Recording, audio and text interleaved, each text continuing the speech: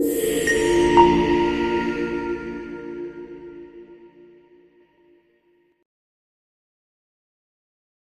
everyone, welcome to another Tobacco Protection Alliance webinar. I'm here today. We're at the World Nicotine Congress in Brussels, and I'm here to talk about Peter Beckett, who is the founder of ClearingTheAir.eu website. What I am, ClearingTheAir.eu. Please come read our content, and it's fascinating. Now, Peter, you've been involved in or around Brussels and the EU for a long time, and yeah, I used to work in the Parliament. So I've been in and around the EU world for like 20 years. I went to university at the University of Brussels for a year in 2006. I interned in the European Parliament for the Labour Party.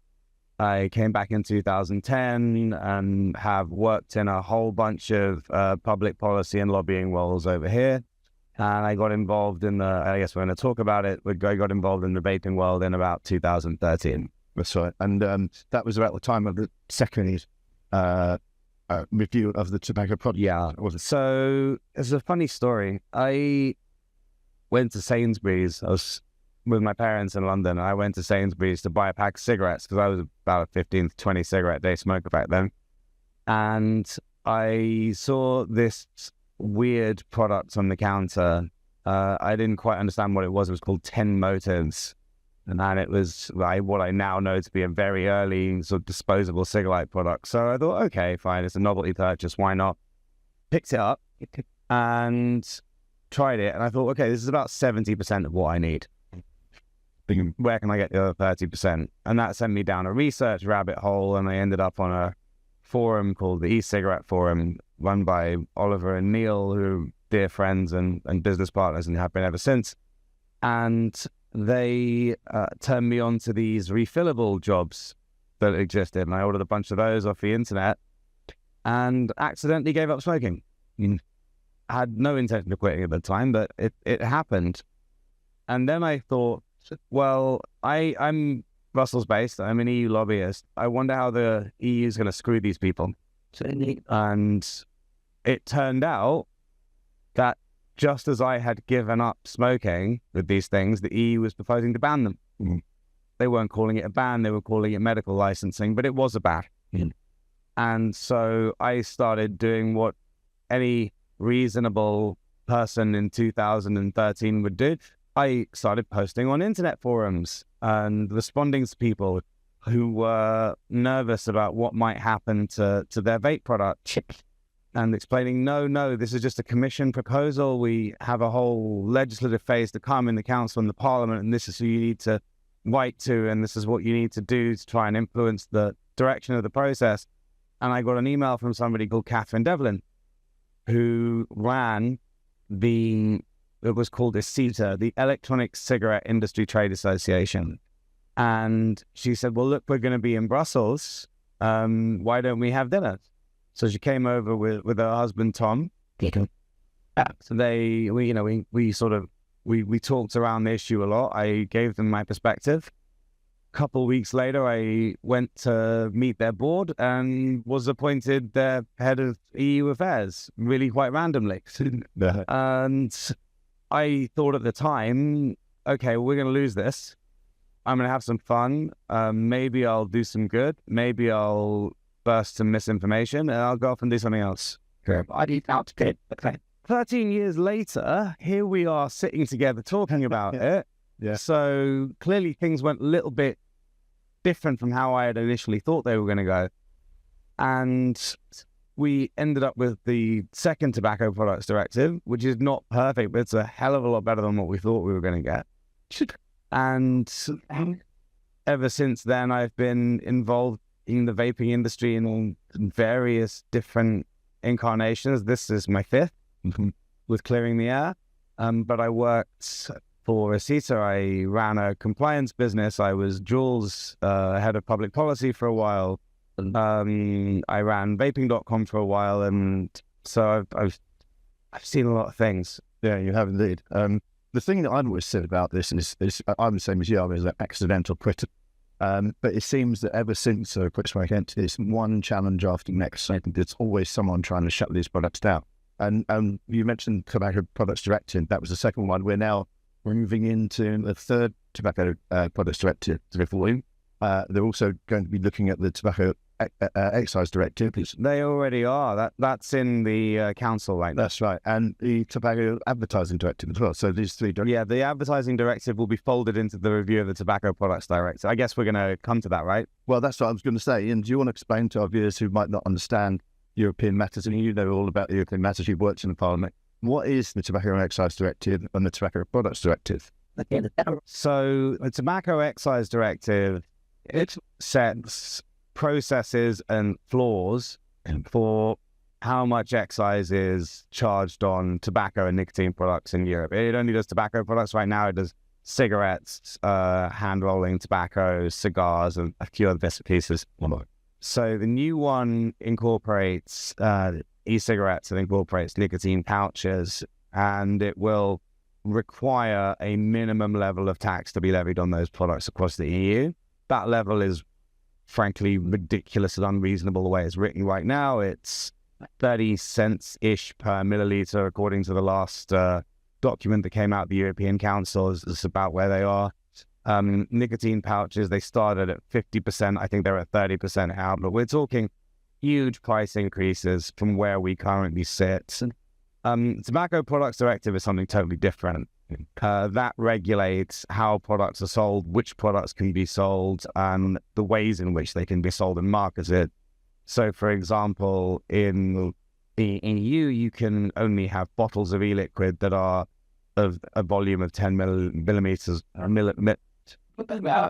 In the EU, you can only have bottles of e-liquid that are 10 milliliters or less, and that's laid down in the Tobacco Products Directive. Now, I think at this point, I should engage your viewers and listeners in a story as to how we came to 10 milliliters, because I think that's kind of interesting and might tell you a little bit about how this works. Yeah, sure. So the proposal for medicalization in 2013 was defeated in the European Parliament. But it was agreed by the European Council, which is essentially the governments of the EU countries coming together in a meeting. So if the Council says one thing and the Parliament says another thing, they need to figure out where the middle is. And they do that through this process called trialogue, where they essentially sit down in closed-door meetings and run through each position line by line until they get to something they can both agree on. And the European Commission, which is the executive and which proposes new laws, what it does is it mediates those discussions. So in theory, they're a neutral arbiter. In practice, they propose the original. So they defend their proposal. And their proposal was medicines. And Council's proposal was medicines. But it was very obvious that the Parliament wasn't going to sign off on it. So everybody was looking for a third way. And as part of their process to try and figure out what that was, they called me in for a meeting.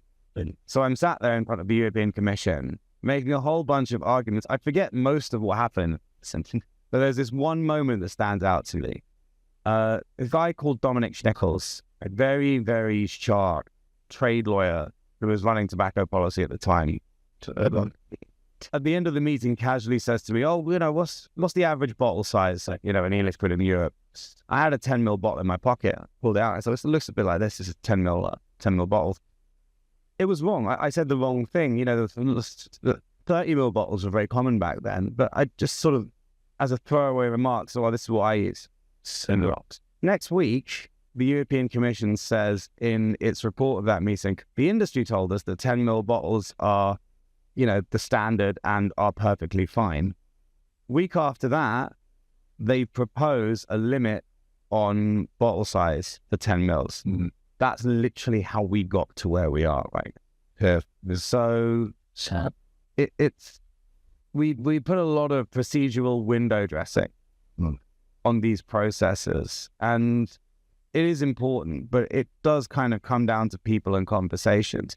And that stupid mistake I made 14 years ago is why Europe has 10 ml bottles. Yeah.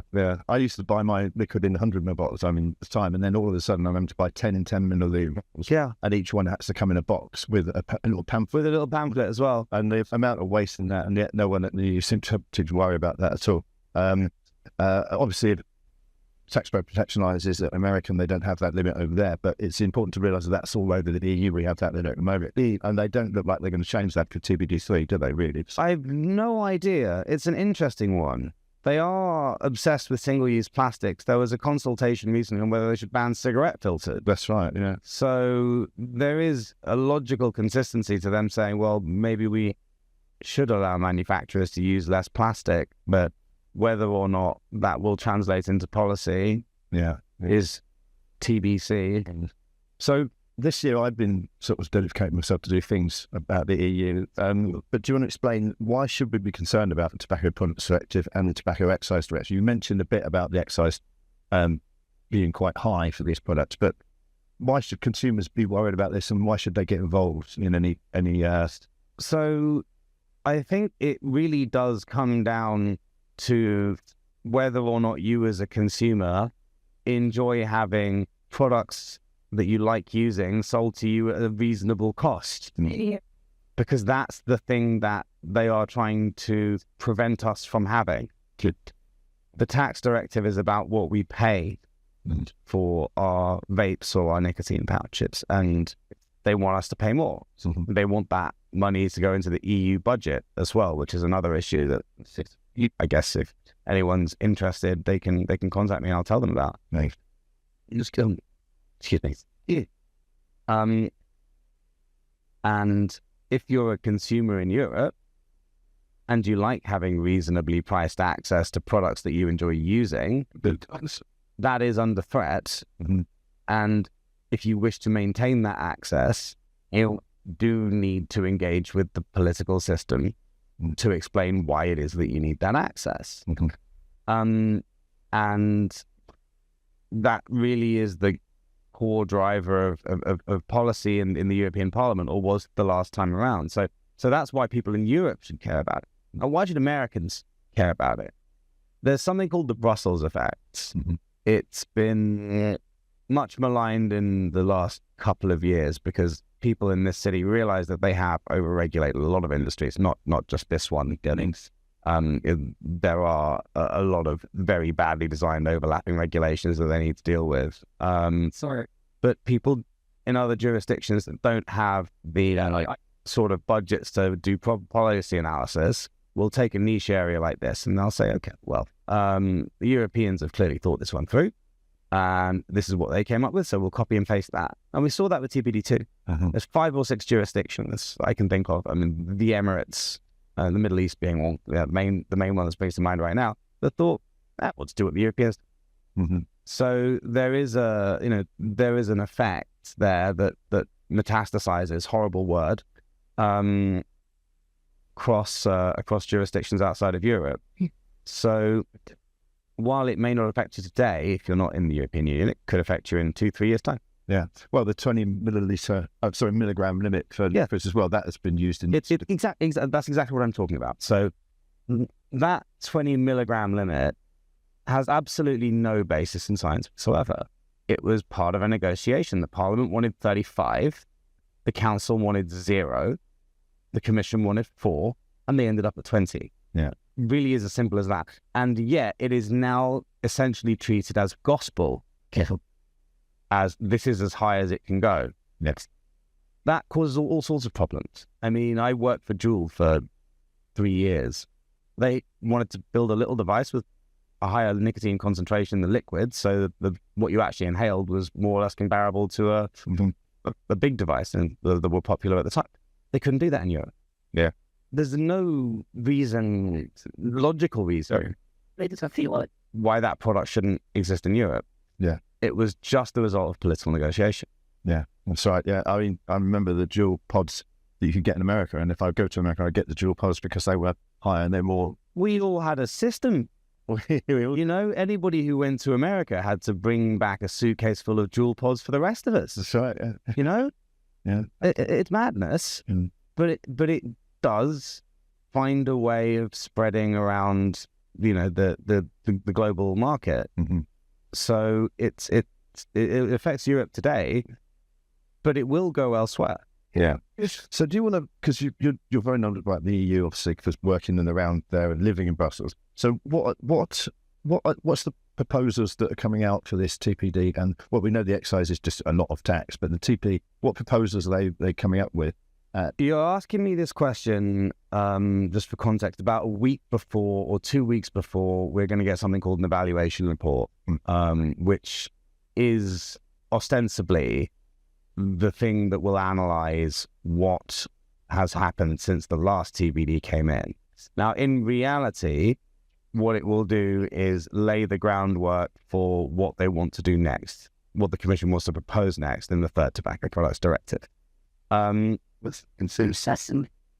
by the time this goes out, that evaluation report will be public and we'll have a much better idea. So the answer to your question sitting here today is ask me in a couple of weeks what it's going to look like. And ClearingTheAir.eu will be covering it in a whole bunch of detail. So, go to our website and find out what it says and what we think it all means. Yeah.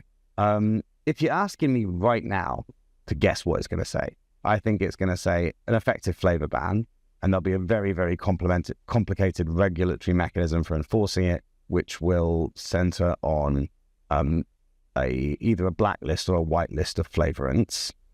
I think it will involve plain packaging. I think it will probably involve a reduction in the nicotine limit. And I think that they will also come up with a whole bunch of Easter eggs that we haven't even thought of, that will make people's effectively bureaucratic harassment of various different shades that we can't necessarily predict right now. Yeah. But there's a real threat, isn't there, that they're going to want to go for equalisation of the combined. I think they will do that. No, I think they will do that. I think that what they will do is they will have a section of the legislation that will set out, I don't know, let's call it packaging restrictions, and that will apply to all nicotine products equally. Yeah. And if they equalise the products like combustible tobacco products and safer nicotine products, we're going to get taxes, we're going to get bans on use in places where it can be used, they're going to be bans on advertising, and all the same thing. They can't ban use. They don't have jurisdiction to do that. There's something called the Smoke-Free Spaces Recommendation. You'll correct me in the comments if that name was wrong. And that's a recommendation to member states to ban vaping in public places. Parliament rejected it, but it still went through to this recommendation. We covered it on Clearing the Air if you want to learn more. So they can't do that. What they can do is they can regulate what you sell and how you sell it. Yeah, because it's an internal market issue. So they can say all cigarettes sold in Europe must be packaged in this way. They can say all vapes sold in Europe cannot use these flavouring chemicals. They can say all nicotine pouches must have this nicotine in it. Yeah. And that's the sort of thing that we'll see. Yeah. Okay. So, the timeline. You mentioned this report is coming out maybe in week 2. Yeah, sort of after Easter. So we're talking here at what's the date today? It's the 25th, I think. March. 25th of March. We're talking. So next week's Easter. Yeah.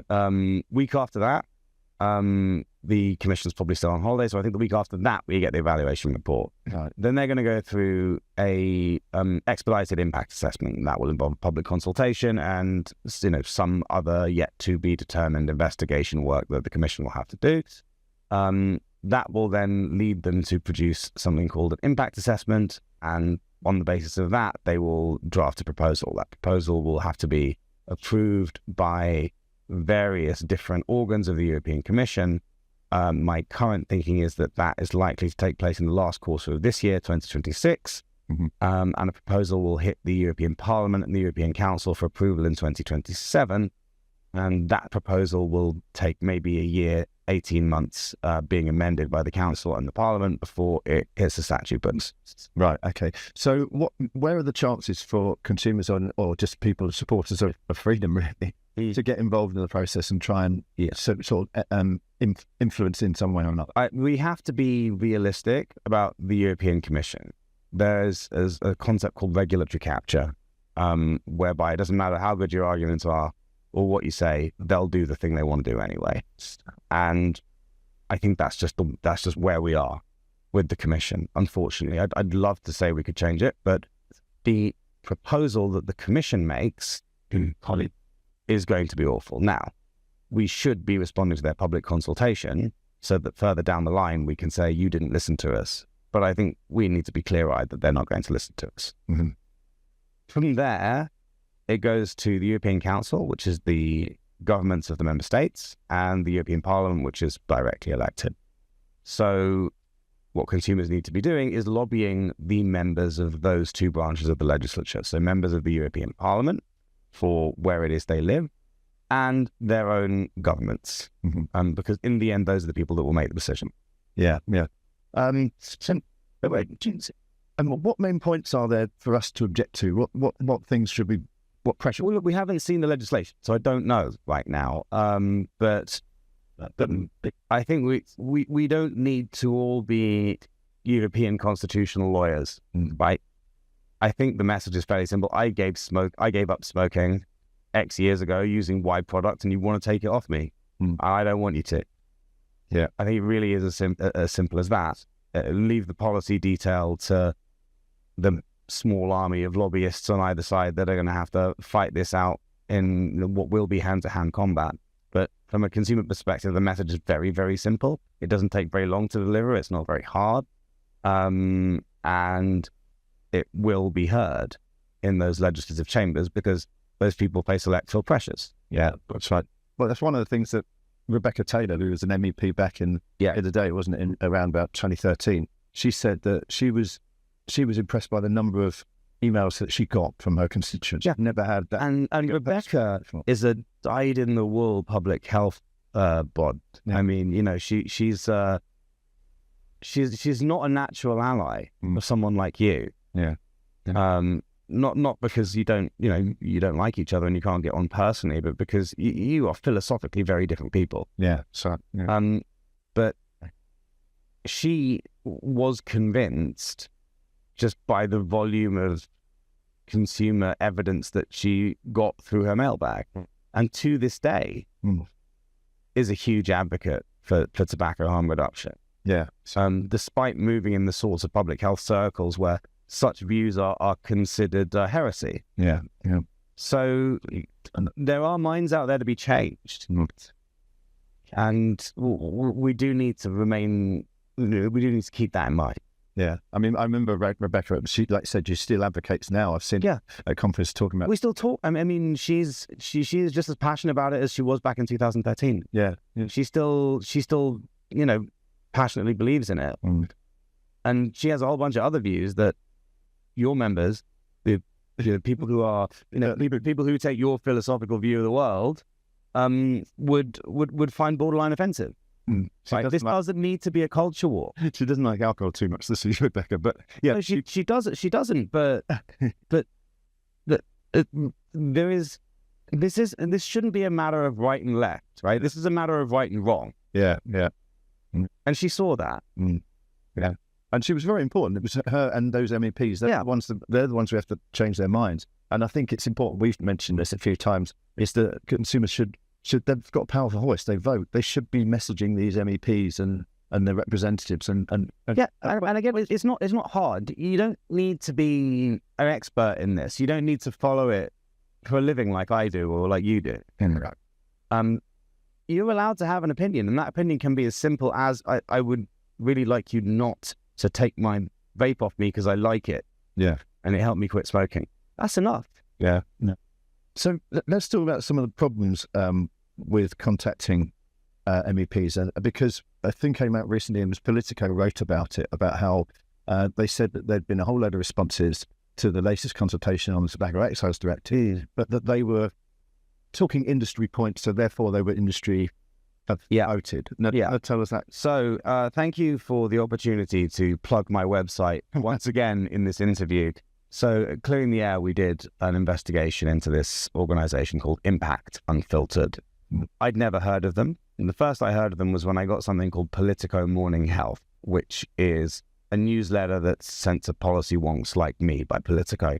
And their top story was this organization, Impact Unfiltered, had done some research into the Tobacco Excise Directive consultation, found that there were 18,000 people who'd responded to it, and a lot of them said things about harm reduction in the illicit market, and therefore all of these responses must have been somehow either bought and paid for or coordinated by the tobacco industry.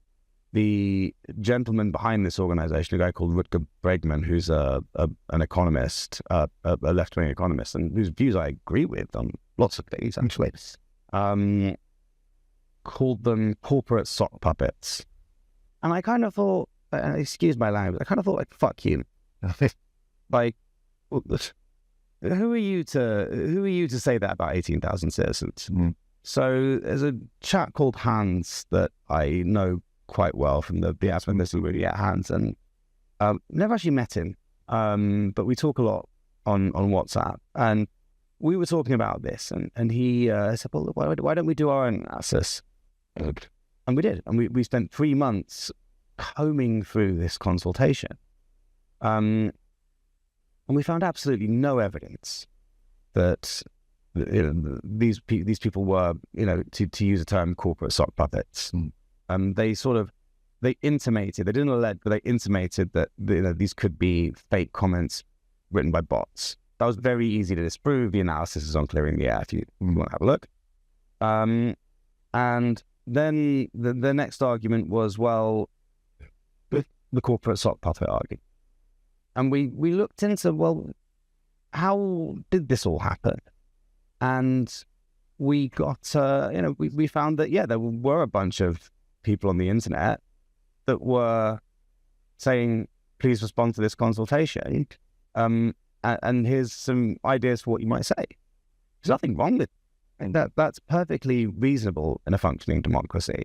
In fact, the 18,000 responses that the tax directive consultation got was dwarfed by the 439,000 or so that the sustainability reporting directive got. But what's interesting is that there were fewer unique responses in the 439,000 that responded to the sustainability reporting directive than in the 18,000 that responded to the tobacco tax directive. Most of the responses were stock responses that were collected by charities like Human Rights Watch. There is nothing wrong with it. It is healthy in a functioning democracy for civil society actors to go out and say, we would like to convince you of our argument on this particular piece of legislation. And if you agree with us, here is a formal mechanism for you to submit your opinion to the authorities to make the decision. Nothing wrong with that, right? And I suspect Rutger Bregman would agree with me on it. But it's kind of not okay to say, well, the opinions of the people only matter when they agree with me. Yeah. And that kind of seems to be the line. And it seems to be a line that the Commission has taken up. They've said in terms that they're worried that the views of the people that submitted response to the Tobacco Tax Directive consultation are not, legitimate. They have no evidence for it. Yeah. We reviewed the evidence in way more detail than they have. They have absolutely no evidence for this whatsoever. Mm. But it's about trying to lay the groundwork for the next time lots of consumers respond to a consultation to say, we don't need to listen to these people. Now, that's a very, very dangerous thing conceptually. Mm. If public authorities say we only listen to the voices of the people whose opinions we asked for when they agree with us, all you're doing is encouraging populism. Yeah. And we have enough populism in Europe right now. We don't need any more. Yeah. In fact, it was I think that Rutger, he said that these responses were perverting democracy. Yeah, it's subverting democracy. The only person it seemed to me who was subverting democracy was him. Like, how is responding to a public consultation through the approved channels in any way a subversion of democracy? Yeah, it's offensive. It's offensive to people who have views that diverge to him. Now, you and I disagree on a lot. A lot, yeah. That's very true. We're doing a bunch of interviews here, and I had Snowden on a few minutes ago. He nearly walked off because I made my usual joke about him crashing the economy. Which, to be fair, I've been making for 3 years and is getting old, and I should stop doing. He and I disagree on a lot, but this one is a no-brainer. Yeah. This is not right and left. This is right and wrong. Yeah, absolutely.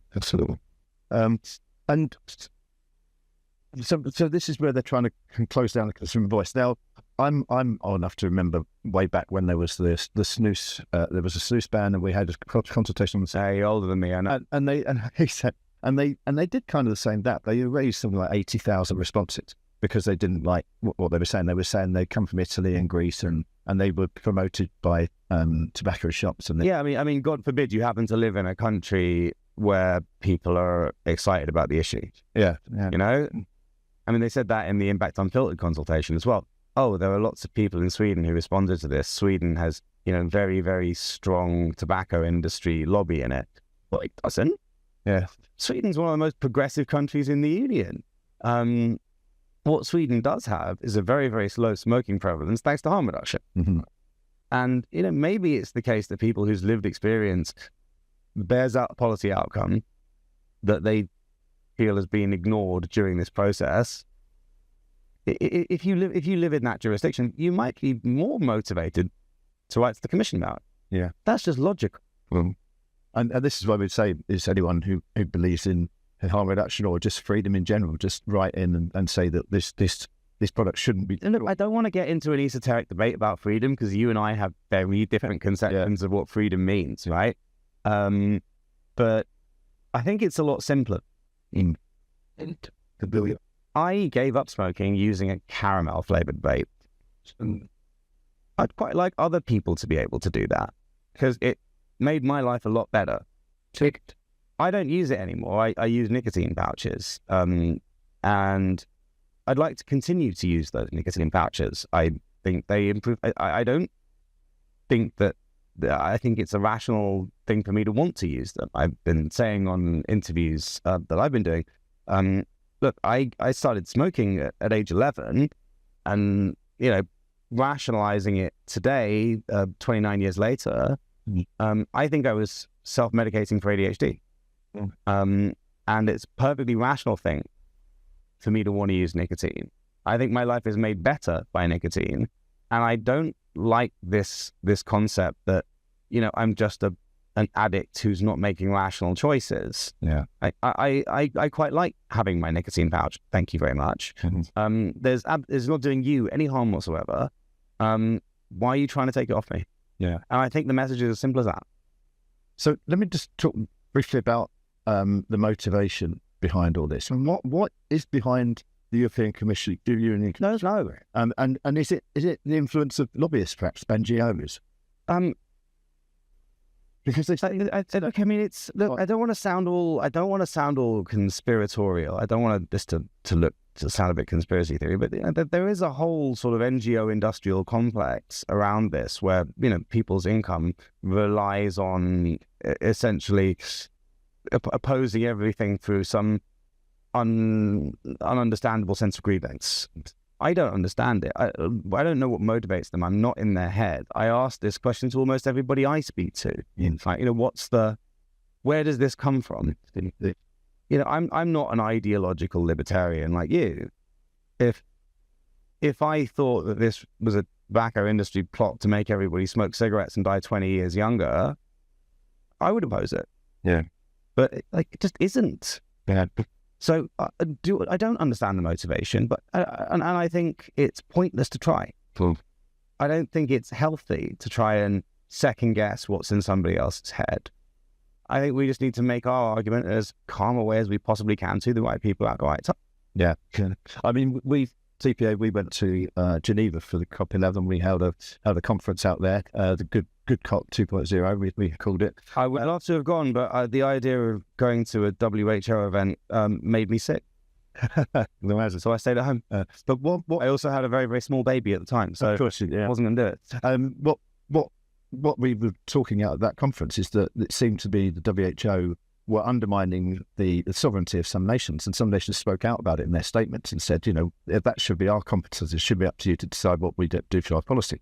And there's a certain amount of that going on with the EU as well. Do you think there might be pushback from some of the member states to some of these rules? Oh, there's always Sweden, there's always pushback from member states who want to guard the power for themselves, and I don't want to get into a debate about what level certain decisions should be made on, because I don't think it's particularly helpful from the perspective of somebody who advocates for X, Y, or Z. The decision is made at the level it's made at, right? But the